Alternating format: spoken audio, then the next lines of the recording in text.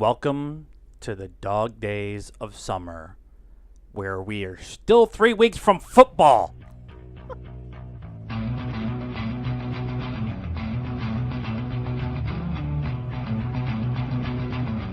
Hello, cult members. Welcome to the Pop Culture Cult. I'm Sean. I'm Janice. That's right. We're in that kind of that welcome to August. We have preseason football. Like I said, we're 3 weeks from football. I'm a college football enthusiast. I love that's my first love outside of my wife and Star Wars. Huh. So I'm ready for college football to start, which is Labor Day weekend, and so I'm ready for that. And then we get pro football. Welcome to Football Talk, everybody. On this week's episode, we're going to talk about the offensive line of the 1967 Pittsburgh Steelers. No. Oh. So, yeah, we're in this lull right now. It's August. We saw 2 movies last week in the theaters. We're going to talk about them a little bit tonight. I'm trying not to belch into your face. There it is. Hi. We're a professional outfit around here. Huh? Classy. Classy as F. Because I've been told I swear too much. Fuck that. But yeah, there's not a ton of news. We're going to talk about a couple things. And then we did a marathon this weekend. And so we're going to spend some time kind of talking about that a little bit. Collider today did a couple of news pieces. And then they talked about most rewatchable movies for like 25, 30 minutes. Not really a whole lot going on right now. So yeah, there's not much going on. So we'll get into it. But before we do that, we have 2 things that we ask from everyone who comes to the Pop Culture Cult. One, thank you for coming and watching our video and clicking on it. We ask that you subscribe to the channel. Just hit the button. It changes colors. It's like magic and stuff. And hit the bell so you get notifications. The other thing that we ask, too, is that you share this with all of your friends. We're doing pretty good about getting us. We have a slow trickle of new subscribers every kind of few days. And with each trailer reaction, we kind of get a couple more and a couple more. So yeah. We have goals in mind and stuff that we want to do, but we want to wait until we have a bigger audience before we kind of start doing that stuff and a Patreon and all that stuff. And the other thing, too, is I noticed that we are at 196 Instagram followers. We don't post enough food pictures. Apparently. I post a bunch on Instagram. We talked about this in the past. I love Facebook. I think Facebook is fun, but, it's the internet, so sometimes it's not great. Instagram, I really get Instagram. I really like it. I think it's a lot of fun. It's photos. You can do kind of the descriptions of the photos. I like that. Yeah. Twitter, I just don't get. Well, apparently nobody else does anymore either. Yeah, it's a place to go and bitch. I go through and check news and stuff like that, and there's some people that I follow that post on there, but I don't care about that. But subscribe to our channel and then go to our Instagram page, and we're posting stuff all the time. Every time I see something on Facebook, I share it to Instagram, and then it goes to Facebook, and it's always fun, geeky kind of stuff. And then when we're out and about, when we're at the bar or we're out at breakfast or something like that, we try to share where we're at and stuff like that. So go follow us on Instagram, Pop Culture Cult 1 on Instagram. Do it right now. Pause the video. Pause. All right, now thank you for coming back. All right, cool. Yes. I'm so pushy. All right, let's get into it this week. We're going to start off with something that came out today. Now, normally we do a trailer reaction for a trailer that came out, but this one's a little different. It's going to take a little bit more conversation than just a trailer reaction. Yes. Trailer came out this morning called Outlaw King. Right. And it is starring Chris Pine. It is going to be on Netflix, but it's also going to be released in limited theaters around the country. So I'm expecting them to kind of maybe try to do an awards push for this. Apparently. And it is the untold story of Robert the Bruce. Untold, at least in the movies, I guess. guess. Untold properly in the movies. Right. So, we've talked about this in the past. We're part of a medieval reenactment group, and so we've studied the Middle Ages.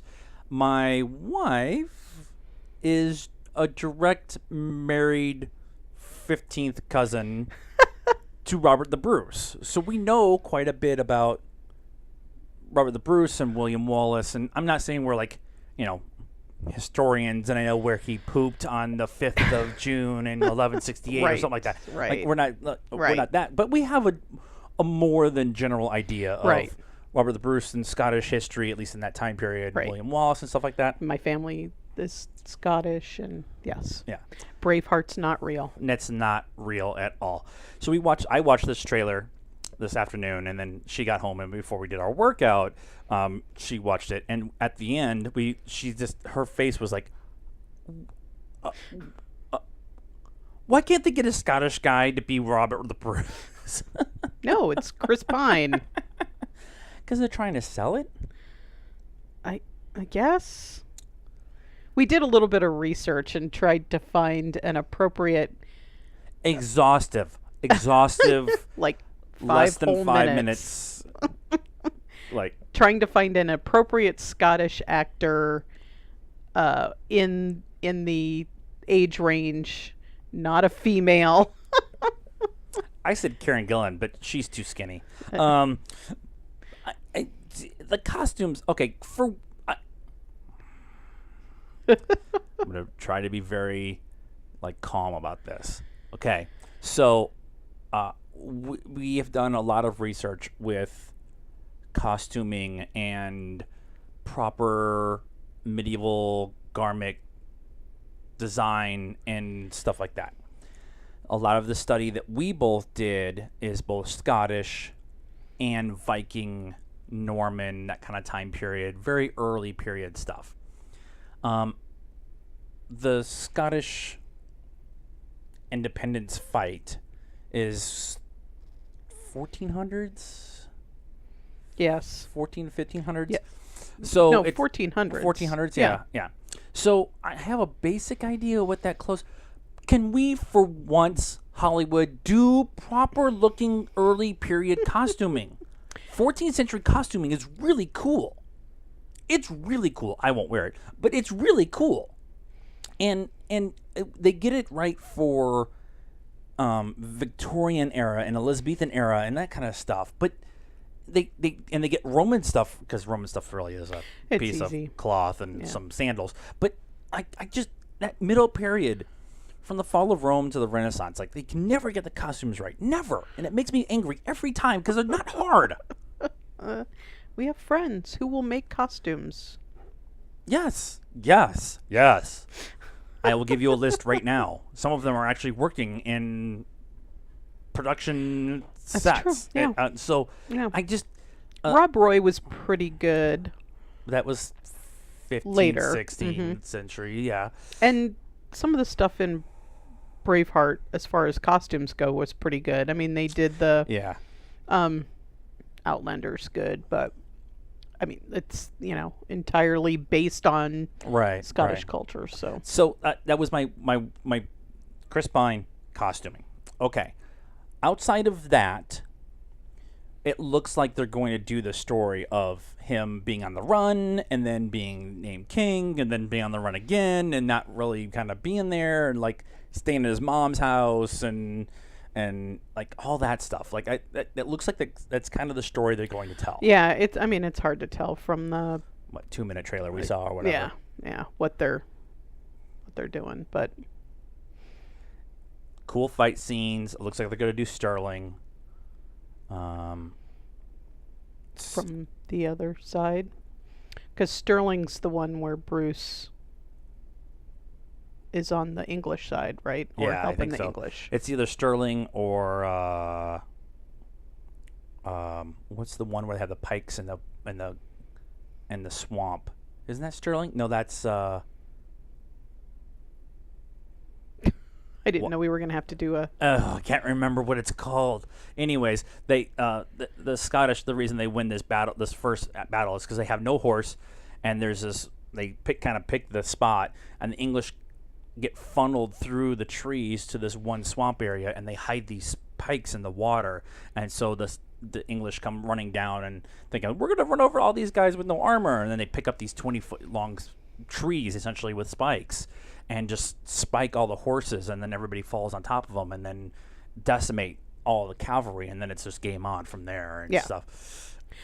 That's actually one of the few scenes from Braveheart that actually is the kind of the idea of what the shot was and stuff like that. It was kind of right, but it was in an open field in Braveheart and not in a swamp, which is hard to shoot. I understand why they did that. It's really hard to shoot in the water, in the forest, with horses and all that. I mean, I get why they did it that way, but with the way technology is nowadays, I think they could get away with it. But I don't know. I'm interested in this movie because it's Robert the Bruce, but it's Netflix, so we can watch it for free. I don't think I'd go pay money to see it in a movie theater, but right. Maybe some people will. I don't know. I don't understand. Apparently they believe in it because they're trying to put it out in theaters and get some award recommendations. Right in that window, November 7th, I think is what it said. So it's right in that window of trying to get award stuff. That's so probably what they're. I don't get it. I don't know. All right. It's our thoughts on. We'll let you know as we go along, as we see more. And Chris Pine with a Scottish accent for half the trailer. Horrible. It was too. really bad. Yeah. Okay, so let's talk about two things that we did see this week that we actually both kind of shamelessly liked. First, on Wednesday last week, we finally got to see the Meg. I'll say finally. It's only been, at that point in time, it had only been out a week. Yeah. We'll start off by saying it's crossed $300 million worldwide as of Monday morning. And so all the haters out there who are like, this movie is terrible, we're going to be really, really honest here. It's not great. Right. It's dumb, stupid, fun. It's not Sharknado. No, which came out Sunday, by the way. Right. But it's not Jaws either. Yeah. It could have been Jaws. It could have, maybe if they'd have given it a R rating, but well, I don't know. It didn't take itself seriously. It was, there was funny parts in it. There was some serious stuff in it too. There was some serious stuff, yeah. I mean, whatever. It was fun. Shot really cool. They did a few scenes where they were going like from out of the water into the water, out of the water, and showing the shark, doing, and the shark looks really cool. Like they spent some money on the shark. I guess I heard they spent like $150 million on this movie. Okay. And so they've doubled their money so far. They want triple, isn't that what they say? Yeah, usually they be happy because they got to pay for marketing and all that stuff. Right. So they did a bunch of stuff with Shark Week. So. I think they'll get there. Yeah, well, it was 83 in the States on 2 weekends. I mean, in 10 days or whatever. It's going to be okay. It's going to do all right. Yeah. It was a cool monster movie. I liked all the characters that I was supposed to like. I didn't like the characters I didn't like. Yeah. It was just I was not upset we saw it. Nope. We'll talk about the Movie Pass AMC thing going, that whole thing going on in a minute. But I think even without that, I think this might have been one of those ones where like, it's Friday, we need to have beers and get out of the house, and yeah, it might have been a fun date night, first date, second date night kind of thing. It's not too serious. You could tell a lot about by somebody if you go to see the Meg. Yeah. And you were both able to go, that was dumb fun. That was cool. Okay. Yeah. But I mean, we're, in the grand scheme of things, we're never going to say it was this great Oscar winning, No. It's just not, it was never supposed to be that. No. And so I just thought it was fun. I liked it. And hashtag save Pippin. Hashtag save Pippin. If you've seen the movie, you understand what we're talking about. That's not the funniest joke, and I'm going to spoil one thing from the movie, and it's just a visual gag that they do. I'm going to do it. They're in this microbiology center under the water. Right. And there's this little girl, and she's playing with this robot thing with her tablet and whatever. Yeah, it's a you little see it in robot the ball. trailer. You see it in the trailer. It's cool. And so she goes running down the hallway and kind of turns, and they keep this shot. And it's like a T-junction, and on the back side of the T-junction is just, glass, so you can see out and see the ocean and stuff. And they just stay at the one angle in the T, and through the other part of the T goes a Roomba. Yeah. Cleaning the floors run by. with the shark fin taped to it. And he's like, too soon? Too soon. You can't do that. That's just wrong. Hilarious. Great, super simple, dumb visual joke. I loved it. I laughed the entire time. I cannot stop talking about that scene. There's a shark eating sharks. That's the scene I can't stop talking about. All right. But overall, yeah. Yeah, it was fun. Okay. Did we rate it? We're not. I was going to ask you. Oh. Probably 2.5. That's about where I'm at. So, yeah, 2.5 is where I'm at, and I will watch it again. Yeah. Not buy it. I'm not going to buy it. Comes on TV, we'll watch it. Yeah. The other one we went and saw was on Friday on opening opening nights are now Thursday. Right. But Friday we went and saw Mile 22. We did a full review. I'll tag it to the end of this episode. Oh, by the way, this is the big show. We forgot to say it's the big show, episode 75 of the Big Shoe. So we watched. I'll tag it to the end of the Big Shoe. Mile 22, Mark Wahlberg, shoot 'em up chase thing. It was fun. Again, not a world beater. No, we compared it to the Raid. Yeah. Which, if you've seen the Raid, you kind of get that reference. Dan Merle kind of had the same kind of feel to his review. Yeah. I won't say what he said because it kind of contradicts what we said a little bit, but that's okay. And whatever. Everybody's entitled to their opinion, even if it's wrong. We were saying it should probably open for 15 to 17 million. It only opened for 13 million, and total it's only made 13 million because it hasn't opened anywhere else yet. Yeah, so I think the Asian market will bring it a lot of money. Because it's pretty much filmed in Asia. Yeah, we were thinking Indonesia, Taiwan, something like that. But I know they talk about it in the movie, but I don't remember. I'm sorry, I just don't remember. So So speaking of the box office over the weekend, Crazy Rich Asians. Now, when they first started promoting this movie, I was like, I don't know about this because we're in the Me Too, politically correct, oversensitive about everything world now, and they're talking about Crazy Rich Asians, and I'm like, not quite butthole puckering, but it's pretty damn close. But apparently it's based off of a book, and the book's pretty popular, and it did really well this weekend. It opened for $35 million, which is far surpasses anything that they were expecting. I think they only spent like $20 or $25 million on this movie. Nice. And everyone loves it. Yeah, I kind of thought it might be like what was that, Girls Trip? Yeah. With Tiffany Haddish and yeah. I thought it could potentially be like that. Right. So I'm intrigued. I don't know how I feel about it. It's cool. If we go see it, we'll go see it. But we didn't see Ocean's 8, and Ocean's movies are like a staple in our house. Yeah, so we didn't see that not because we didn't try. We were gonna see it a couple times, but it was right in the middle of like 50 other movies coming out, and we had like 20 other things going on. So we're like, it's not timing or whatever. And this was one of those like, if I see it, I see it. If I don't, I'm not going to lose sleep over it. Right. Like, that was kind of my thing. Yeah. We saw The Meg. It made $21 million this weekend. It's made 83 domestically already. That's just dumb shark movie. Mile 22 we talked about. Mission Impossible still going strong. It's made 181 million domestically. Alpha. So the dog movie. Now, we got a bunch of previews for this. We've been seeing previews 8 months ago since January, and then like all of the advertising went away. Yeah, it was really weird. Yeah. And it opened for 10 million. Winnie the Pooh is gonna make its money back, but probably not make a profit. It's at 69 million. How much? 75. So right. It'll make its money back. It probably won't make the marketing money back. I don't know how it's doing internationally right now, but it kind of weird timing for that one to come out was end of July kind of thing. Yeah, it seems like it's more of a maybe Thanksgiving, Christmas, Yeah. but Disney, Yeah.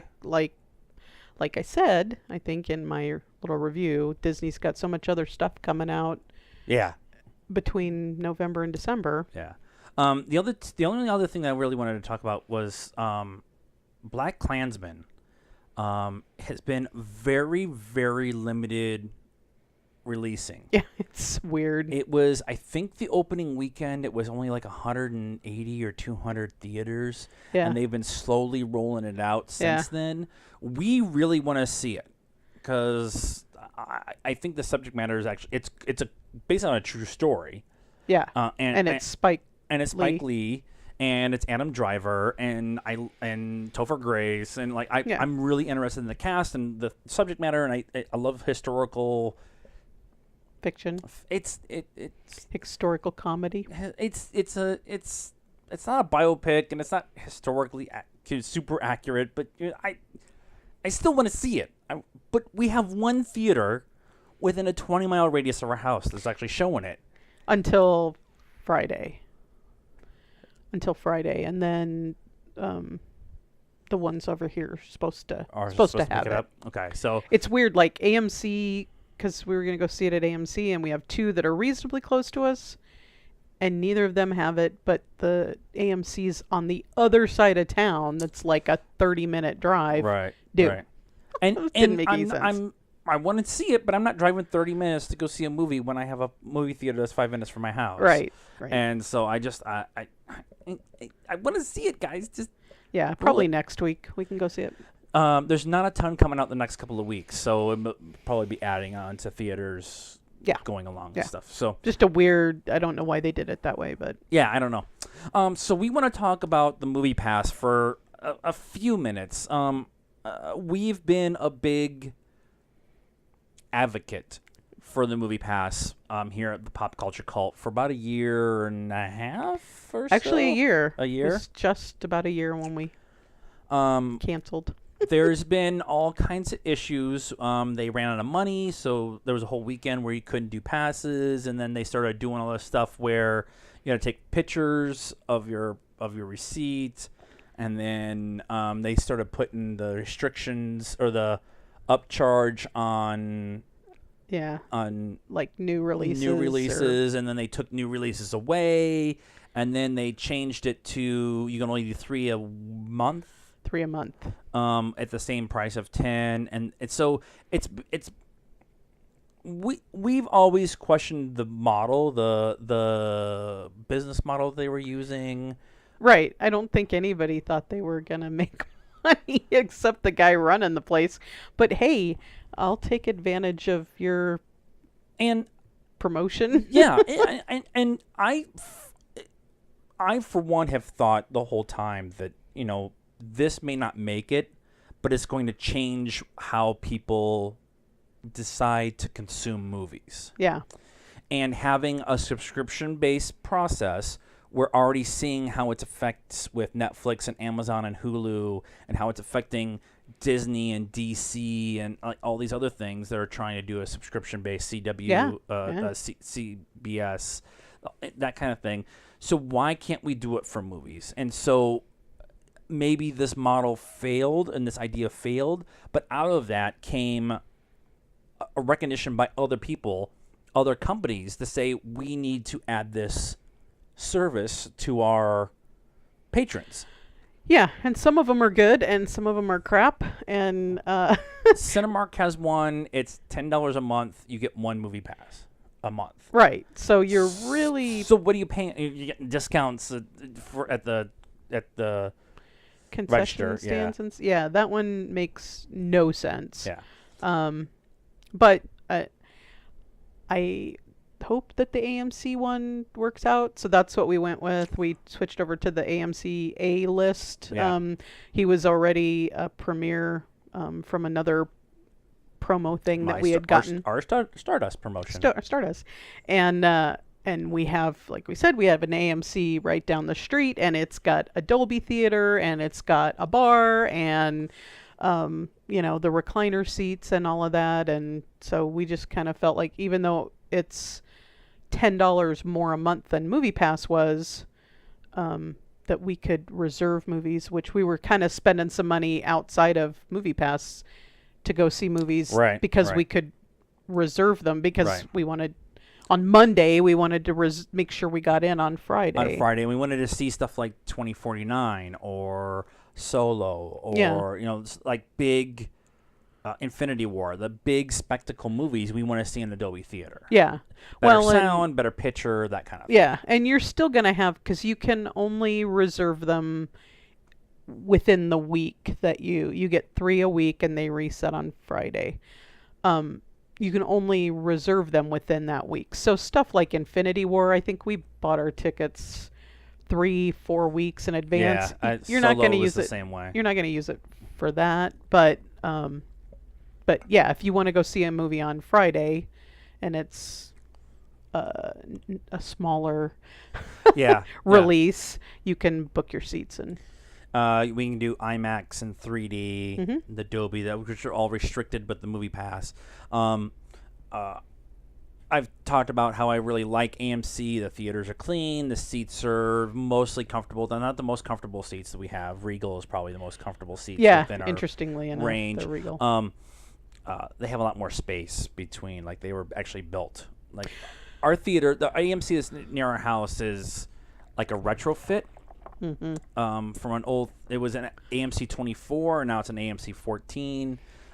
So they got rid of everything up here on the second floor and went up with the Dolby theater, and it's a little, seating's a little weird. Yeah, because the seats don't recline very far because they've my feet crammed actually them touched all the in. wall. Yeah. Like the divider wall in front of us. I actually put my feet on. We were watching the Meg in the Dolby Theater, and I had my feet up on the on that wall. And I can touch my toes on the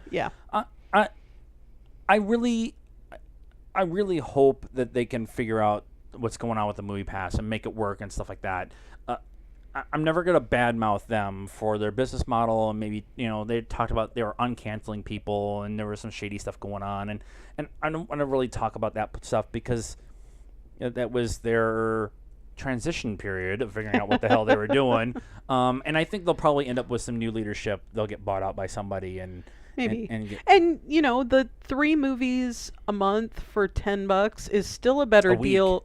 No. 3 a month. Is it 3 a month? Yeah. Okay. Is still a better deal than the Cinemark, right? Right. Where you and only Regal's get got one? one like that too, doesn't it? I don't know what Regal. I don't think so. Yeah. But and they MoviePass got rid of the whole upcharge on the new releases. They're not doing that anymore. You still can only see a movie once. I don't think you have to take a picture of the ticket stub anymore either. So for people who would like to go see a few more movies a month, yeah, and $10 is all they can really afford, then it totally that might be a cool thing for them. One of my complaints about people going after a Movie Pass, all this stuff aside, was specifically people at Collider who were saying it's taking away from the smaller movies.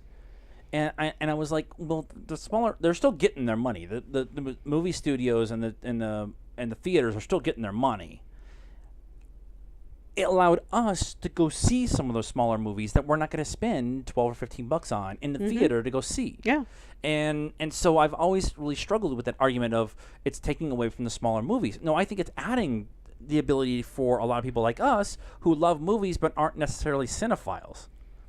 Right, or don't get to go see them for free because we're movie critics or part of the Oscars or whatever. We're trying. But yeah, There's a ton of movies that, like we were talking about for the Oscars last year, that we would not have gone and seen in the movie theater, and they were really great movies, and we really liked them, and we talked about them on the show, and maybe we got a few more people to go see them, but that rakes up their numbers if nothing else. Yeah. So we're going to stay with the AMC A-list for now and see how it goes and see if the $20 a month actually makes sense for us. Yeah. And if it doesn't, then we'll maybe think about, we have 9 months, I think, to go back to the Movie Pass. I'm pretty sure they'll change that policy really quick because the rats leaving the sinking ship. So when we canceled, I don't think it was 9 months. I think it was like 3 months. Was it 3 months? Yeah. Okay. Yeah. But we'll give it a shot with AMC and see what it's like, and then kind of go from there. And we're trying to see Black Klansman, but we're in that, like I said, it's August, so there's some stuff that we might go see, we may not go see. Yeah. But September is the new kick for stuff. Yeah. When we were at mile 22, it was like, and this movie, and this movie, and this movie, and First Man, which is but that's November. It's Crown Weekend or Coronation Weekend, so we're gonna have to figure that one out. So a couple other things we wanted to talk about, some quick TV news stuff that I kind of saw as I was floating around doing show notes tonight. Alienist is coming back for a second season. Everyone is coming back. Yep. I'm super TNT. Yes, I believe it was TNT. Really cool, slow burn. It's not a procedural. It's a crime drama. Yeah, but crime drama. It's set in Victorian era. Yep. Chris Evans, Dakota Fanning, and Daniel Brühl. Chris Evans. Not Chris. Luke Evans. Luke Evans, yeah. Luke Evans. It's one of the Evans brothers because there's like 40 of them. Not really. That's the Helmsworths. And Daniel Brühl. The show is really cool. It's really well done. And I'm wondering what the new case is going to be. Because they did the Lady Boys in the first one. Yeah. So I'm wondering what they'll do. USA has ordered a direct-to-series show from the Bourne universe. It's going to be a TV show about Treadstone. So they're going to take the Bourne universe or whatever around Treadstone and make it a weekly, probably 18-episode season. I'm cautiously excited. I love the Bourne movies. Yeah. I even like the Jeremy Renner one. Yeah. Suck it. I don't care. And the new one. There's all kinds of, there's a lot of ways they could go with this, a lot of material. But I think it's all going to come down to the cast. They could spend 3 or 4 episodes of them just in the control room. Yeah. and controlling things that are going on. Yeah. I agree with the cast thing. Yeah. I think it's going to be the cast. Yeah, because they could talk about I don't know what you call it, making the Jason Bournes and the assassins and doing all that stuff. Yeah. And all the stuff they got to do to their minds, and then they got to go plant them out in the field and watch them, and there's so much stuff they could do. Yeah. I generally like the idea. One of my favorite shows of all times was called Lie to Me, with Tim Roth, and that show was awesome, but it had a shelf life. Yeah. So I'm wondering this show may have a shelf life. There's only so many times you could do a spy drama in the same kind of. How long did 24 go? Well, that's the problem. Is it went probably 3 seasons too long? Maybe. And then there was 24 Reborn or whatever. They did try to do that one, and it only lasted 8 episodes. And then the last thing is the rumor on the internet right now is Mr. Robot's season 4 could be its last. Not necessarily for sure. Yeah, I could. Again, a show that has a shelf life. There's only so much you're gonna be able to tell that story. And I'm not sure I know what this next season is gonna be, because okay. Right. But yeah, they could definitely wrap it up, and it would be okay. And I appreciate studios and creators and people who are in charge of shows like that to go. We're done. Breaking Bad could have gone on for another 6 seasons, like The Walking Dead, and right. But they said no. This is the end of the story. Yeah, and even that last season there was some stuff it kind of dragged on. It maybe they could have finished it a season sooner, but yeah. It's like Lost, right? They had planned on it to be, what was it, 5 or 6 seasons. Yeah.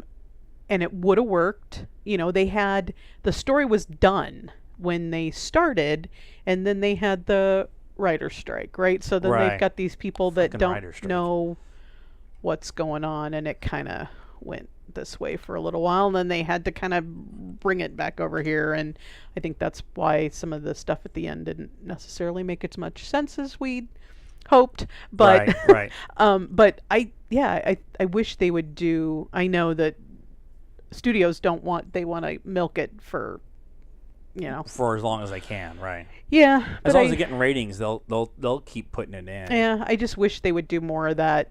Here is the story, and we can tell it in 4 seasons and go. That's the cool thing about like American Horror Story.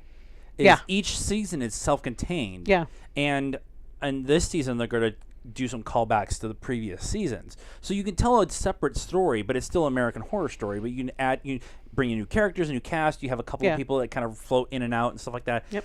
I love that idea. Babylon 5 was always that show that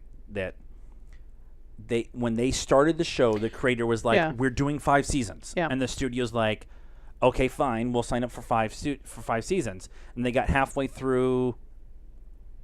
3? No, they got halfway through one, like the first quarter of season 2, and the studio says you have 3 years to do this instead of 5, and so they condensed a bunch of the stuff, and then it they finally got to the meat of the story of Babylon 5, and then the ratings went through the roof. Yeah. And then they're like, okay, no, now you get 5 seasons. So then they had to drag on the end of it. So it was like this accordion effect in the seasons. Like, if you just stop fucking with shit, let the creators create stuff, let them do that. So one last thing. So we're, normally do about an hour. Like I said, there wasn't a ton of stuff. But we decided to have a little bit of fun this weekend. We did 2 days of the Harry Potter marathon. Yep. We did not run 26.2 miles over 2 days. No. We did all 8 Harry Potter movies over 2 days. We probably could have added Fantastic Beasts in there at some point in time, but the way our weekend, we didn't start kind of watching the movies until noon. Noonish, yeah. Noonish, and because it's the weekend and we had some stuff to do around the house, and you could almost do it in a day and a half. If we'd have started at 8. We would have gotten another couple of movies in. Yeah. If you could probably do it in one sitting, but that's that's a 22-hour day or something like that, or something like that. That would be a little much. But we like doing this every once in a while. We did all of Hunger Games in one day a few months ago, and I had always, on my bucket list thing before we had Force Awakens and Last Jedi, was to do all 6 movies in one day. We did that once. My wife made it to the Ewoks and went to bed. And then I'm out. The Ewoks were on the TV before we came in. Now with Rogue One and Last Jedi and Force Awakens, that's 9 movies. Yeah, you can't get it done. And the 20 of the Marvel Universe, we did that we did what? We did one a week. One a week for 18 weeks to get ready for Infinity War. Not The Hobbit, but Lord of the Rings. We've done Lord of the Rings, the extended cuts in one day. Yeah, that's some heavy lifting too. Yeah, it was 4 hours a piece. Yes, four and a half, something like that. Yeah, each. So with the Harry Potter stuff, and my wife is redoing the books again because re-listening to the books this time. Because we have made it a pact in our house that I was going to be the Star Wars person. She's going to be the Harry Potter person. We can kind of float between the two, but I know way more about the Star Wars universe than I probably should. She weighs way more about the Harry Potter universe, mostly from the books, than she should. And so we've been kind of going through. And so we had this discussion of our top 5 characters. Right. We were going to do the top 5 movies. Top 3 movies, but you can't because you just can't. The first couple are they're so bad, but they're the first one is the first one. They're kids movies, and then they get to Order of the Phoenix, acting and is bad, and they were it's surprising that series actually made it, but as soon as David Yates came in, I started doing stuff. And it's interesting because the books, while they do,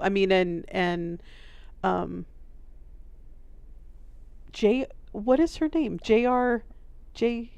J.K. Rowling. J.K. Rowling. There you go. J.R.R. Martin. No. No. George R.R. Martin. J.K. Rowling. She even said that she meant for the books to kind of reflect the age group that the kids were. Right. They're kind of trying to do that with Star Wars right now. Okay. With the idea of the original trilogy, they kind of aged with the adults, and then you had the prequels.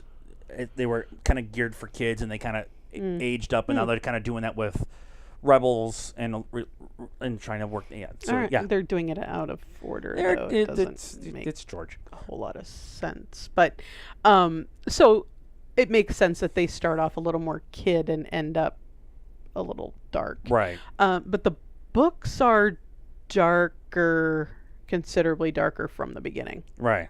Well, like Harry's abused. Right.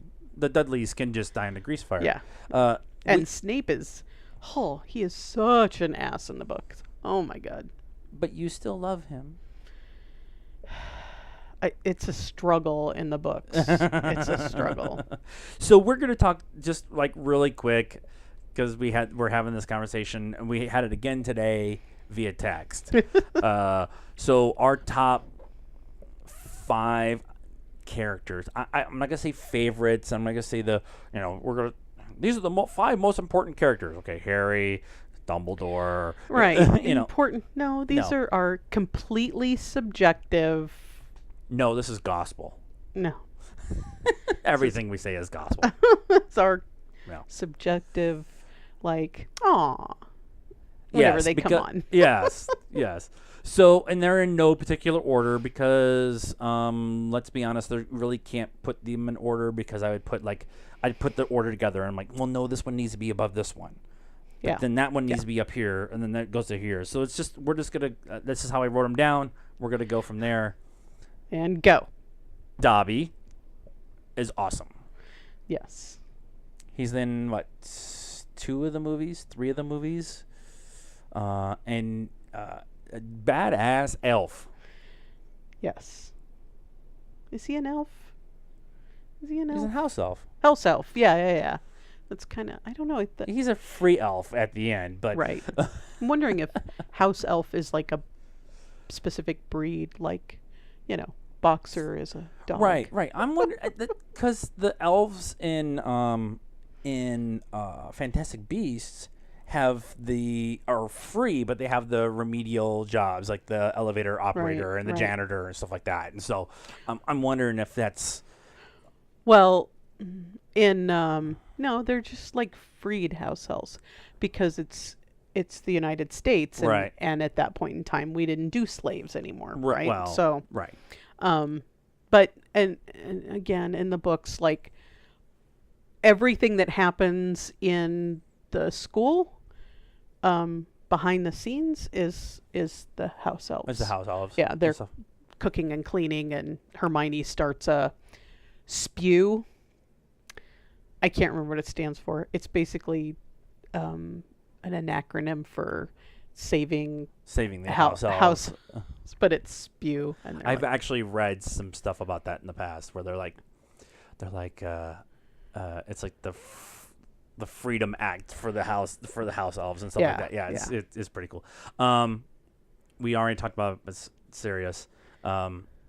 Snape is my one of my favorite characters in the entire series. Most from the movie part. I've done the books. I've done up to 5. I've listened to. And it's like, well, I'm at work, so I'm in and out of my truck, and I'm kind of listening, and I'm driving and stuff. So, but Alan Rickman is always a win. Let's just go start with that. And I think that the payoff in the end is sweeter in the books, because he is such an ass. Right. Such an ass. Like the one I was listening to today, it's the one where they have the 3 Tri-Wizarding Championship tournament things going on. Goblet of Fire. Sure. I can never remember them. And they had the ball, and now they're all like, they've all dispersed or whatever, and he's walking through the gardens, and he's like using his stick or his wand or whatever to beat the rose bushes because the kids are all hiding in the rose bushes making out. Such an ass. And then they fall out and he's like -5 for Hufflepuff and -5 for just like in my free time I'm just gonna go around and razz the kids and take points away. You got to keep up appearances, right? Yeah. The next one we're gonna talk about is Luna Lovegood. We were talking about because she's strange and she doesn't care. and she's like I've talked about this. I've talked about it. I don't know about too much here, but I love people and characters who are just comfortable with who they are. Like this is who I am, and love me or leave me, and whatever. She's just like, I'm weird. Yeah. Have you met my dad? It's like People take my shoes and hide them. I don't understand. It's all good though. Yeah. She's like, I want to say she's a hippie child, but she's not old enough to be a hippie child. Like Yeah, but she is. She's raised by hippie children, that kind of thing. But the dirigible plums. The dirigible plums. Don't step on the dirigible plums. Wait, what? I love her. I love the actress that plays her. I was gonna look it up. I cannot remember her name. I greatly appreciate people who are willing to characters, people, whatever, they're willing to be themselves, because that's kind of who I am. I can be a little obnoxious. I'm a little weird. I'm a little awkward, and so I'm always drawn to those kind of people, and so I just go with it. Yep. Hermione is also on our list because smart ass. She's just the smart ass. She's the friend you want, but don't want. She's the friend you need. Right. Yes. She's the friend you need. You need, but you're like, ugh. God damn it! Stop telling me what to. All right, you're right. Yeah, and stop making us all look bad. And you're smart and pretty and talented, and I hate you, but you're awesome. But so you're I can't awesome. hate We'll you. keep you. And she's her and Ron finally get. We were watching because we were going through the marathon, and there's a scene. It's in Half-Blood Prince, I think, and Hermione and Ron have a moment where they kind of like, there's a connection between the two of them. And some of them instead of them being like bickering with each other the whole time, they kind of have a moment. Yeah. And they turn the camera to Harry, and Harry has this like knowing smile on his face. Like, they finally figured it out. All right, so now it takes another two movies for them to kiss and finally get there. Right. But it's just like a funny scene from Harry's point of view where he's like, finally, God damn it, you two, just figure it out. But Hermione's always cool, and she's got the bag of everything. Yeah. And my question always is, whenever she puts her hand in the bag, she always pulls out exactly what she needs. So is there a house elf in the bag that trying to you just like open the bag? I need the Yeah, and they go get it and they go get it and bring it to because my purse isn't anywhere near that big, and I can't find anything ever. Which is fine. They were telling the story of the Deadly Hallows. She's like, I got it right here, and she's like turns and she opens the bag. She's like, and pulls it around. It's like, okay, I know there's a fucking giant tent in that bag. How are you able to find the one book that we were just talking about? Yeah. And then we always love Neville Longbottom. Yep. The underdog makes good. And he turned into the hot guy. He did. Not necessarily in the movies. I mean, he was okay towards the end, but then afterwards, everybody's like, "Oh my God, damn!"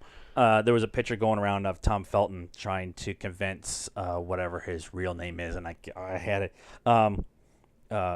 They were at a con together or something like that, and he was trying to convince him to switch to Hufflepuff, and so he had Slytherin. He had a Slytherin backpack or sweater or something like that, and he's trying to get him to put it on, and he's just standing there like, get away from me, And the exchange online of the two of them arguing like, no, you need to come to Slytherin. We're so much cooler than you are, Right. I don't know why he's Mexican all of a sudden. We're so much cooler, man. That's why I kicked your ass." Right. But Neville's story, his backstory, which they don't really tell greatly in the movies. Yeah, they super gloss over it.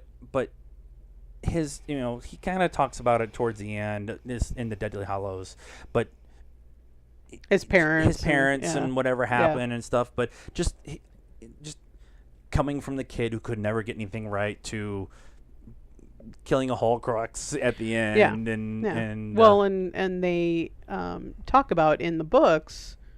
I think it's Dumbledore talks about that it could have been Neville. He fit the criteria, but Snape says it quickly. He's like, he tells Dumbledore he thought it was Lily's son, like telling Dumbledore that it's happened. He's he who shall not be named. Voldemort has gone to the house or whatever, and he said he thinks it's Lily's son. So they kind of allude to the fact that it could have not been Harry, and I think they talk about a boy born in August or something like that. Right. And Harry's born in December? No, it's the month that Harry's born. Is it? Oh, okay. Yeah. Okay. Because he's back at the house when he's yeah. And it's like there was kind of this criteria for this prophecy or whatever, and it was Harry, but it could have been Neville. Yeah.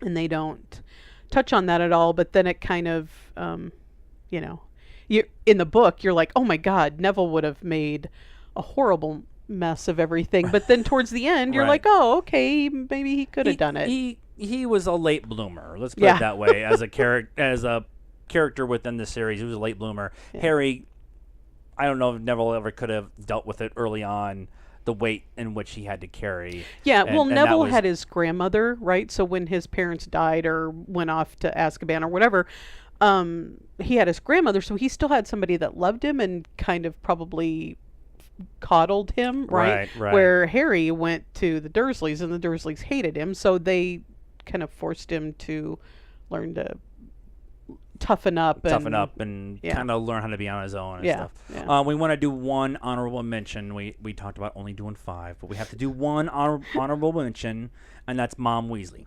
Yep.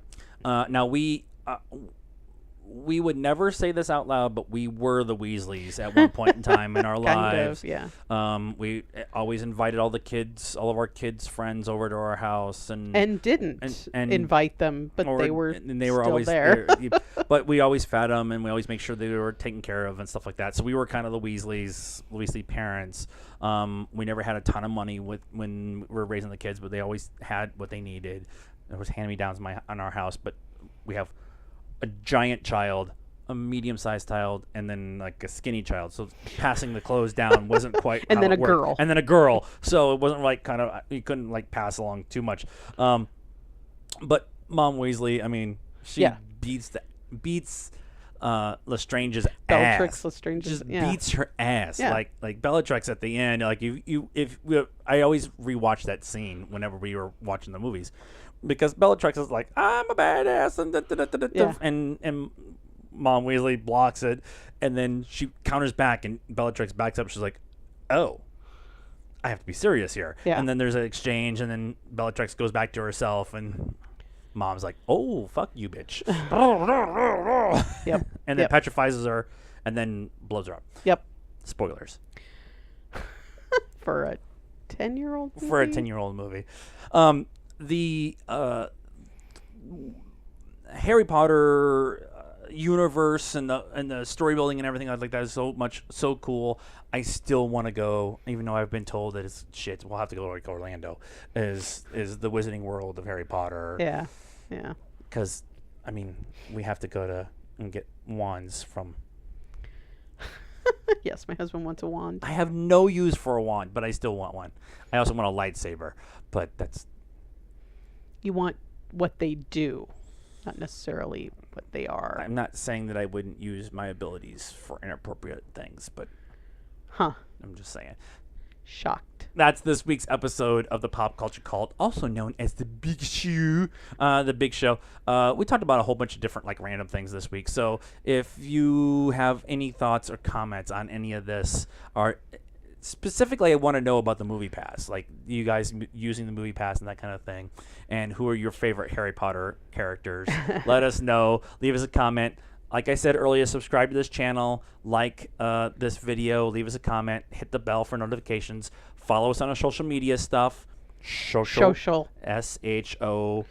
Social. C-H-O-L. On our social media platform, Pop Culture Cult on Facebook, Pop Culture Cult 1 on Instagram, Pop_Cult 1 on Twitter. We're so close to 200 followers on Instagram. Get on that now. This is your homework for the night. I know you're old enough not to be in school, but this is homework. And download the Stardust app. Follow us first. 30-second reviews. We didn't do any of the Harry Potter movies this weekend. We probably should have. We didn't. We were lazy. There was whiskey involved. And until the next big show, good night now.